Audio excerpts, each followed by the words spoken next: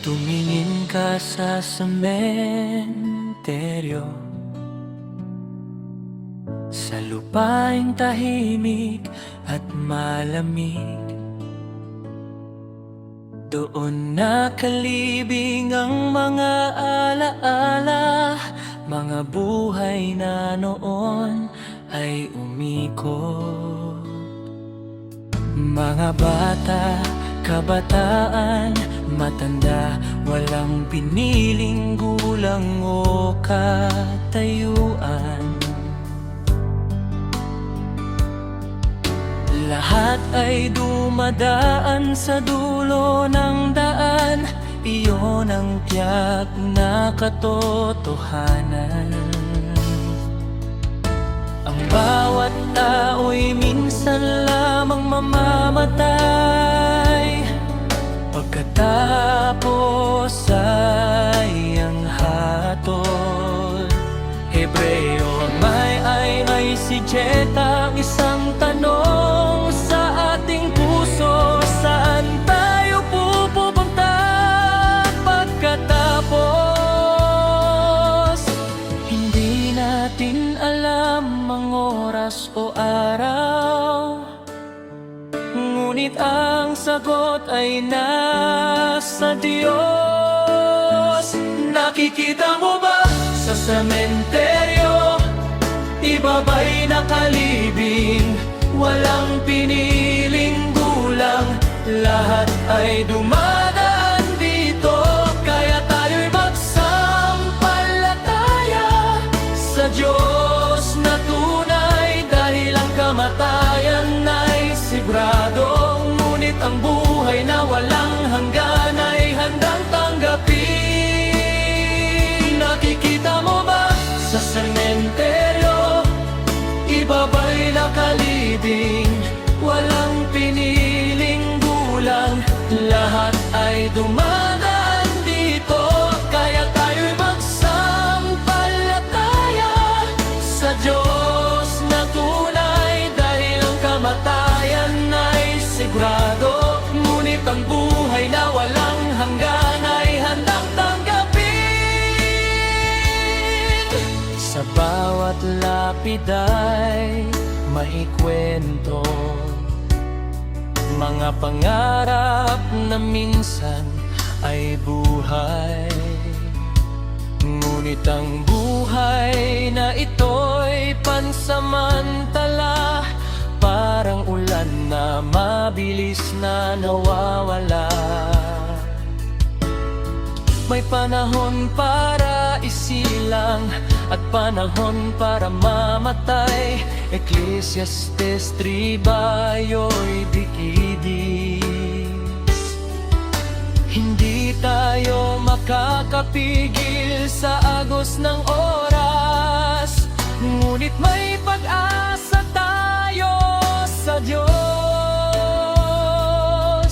Siya ang lumikha ng lahat, siya ang nagbigay ng buhay na tunay. Nakikita mo ba sa sementeryo, ibaba'y nakalibing, walang piniling gulang, lahat ay dumadaan dito. Kaya tayo'y magsampalataya sa Diyos na tunay, dahil ang kamatayan ay sigurado, ngunit ang buhay na walang hanggan ay handang tanggapin. Sinabi ng Panginoon, dahil ako ay nabuhay, kayo rin ay mabubuhay. Dahil sa pag-ibig ng Diyos sa sanlibutan, ibinigay niya ang kanyang bugtong na anak, upang ang sinumang sumampalataya sa kanya ay hindi mapahamak, kundi magkaroon ng buhay na walang hanggan. Hindi ang kamatayan ang wakas, kundi simula ng bagong buhay. Kapag tayo'y may pananampalataya sa Kanya na ating tagapagligtas.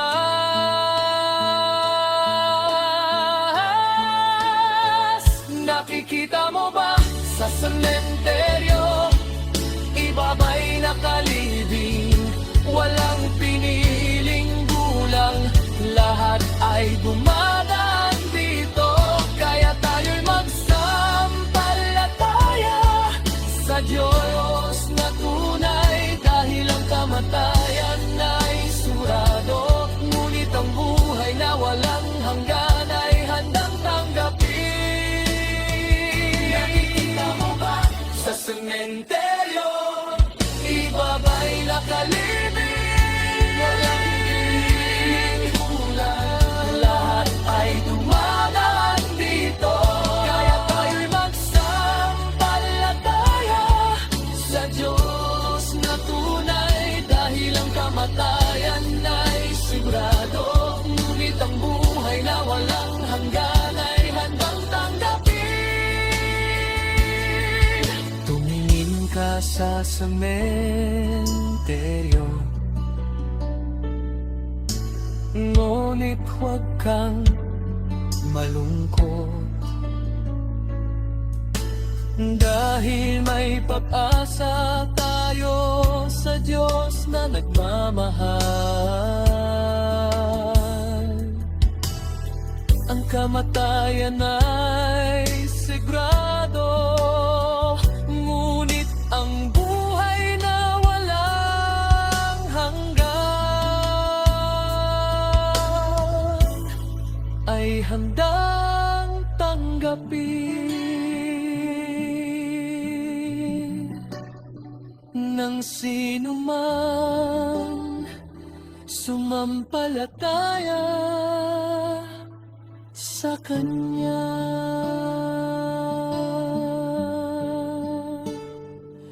Magtiwala ka sa Panginoon ng buong puso mo, at huwag kang umasa sa sarili mong pag-iisip. Mga kawikaan, ikita mo ba ang pag-asa